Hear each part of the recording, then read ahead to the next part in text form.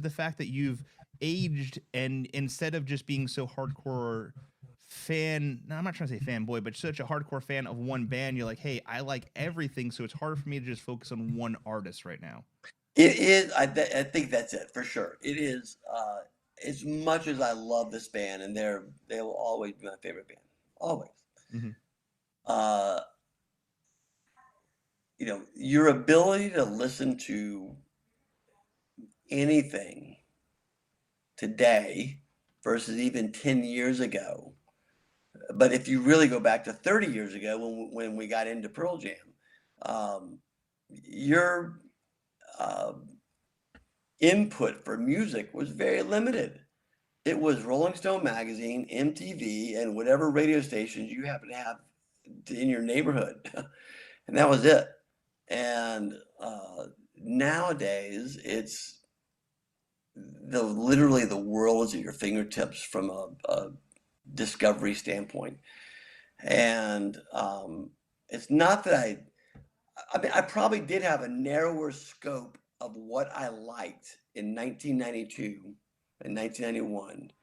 It was a much narrower scope of music, of what I listened to and what I really liked at that point. Mid 90s, it expanded dramatically just because I moved to Seattle and I met 20 really great music like-minded people who had this, and they were most of them were musicians. I was like one of the only non-musicians in my friend group. And so I got exposed to so much more music in that window in the mid 90s. But yeah, I feel like it definitely is the fact there's just so much available to you now. And I've recognized I do want to listen to a lot of different stuff. I do love discovering all those new bands. And it's like,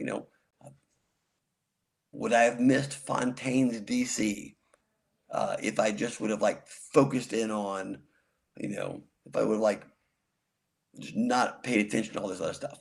And I was like, that would have been sad because that band's fucking rad, And so it doesn't mean that I like Pearl Jam any less. I just have less time to do that. And I don't probably don't spend as much time listening to music either, like go spend time with my wife and do whatever we're doing. So, and that's not always just listening to music. So, I agree.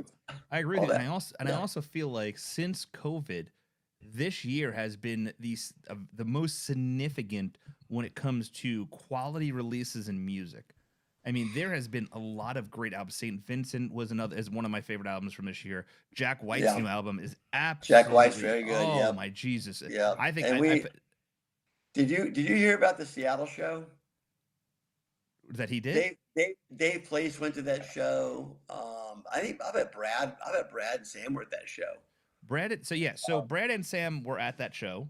As it stands right now, Brad is supposed to be flying, hopefully, knock on wood, as it stands. Brad is supposed to be flying to either here or St. Louis, and me and him are going to go to St. Louis, Kansas City, and Omaha, Nebraska to go see Jack White. And my daughter will see him in 2 of those shows too. But his new album is absolutely off the charts. It's something amazing. I think Illiterate Lights album is off the charts, absolutely amazing. I also think that the new My Morning Jacket single that came out is absolutely off the chart amazing. How about the Smile? Smile? What's that?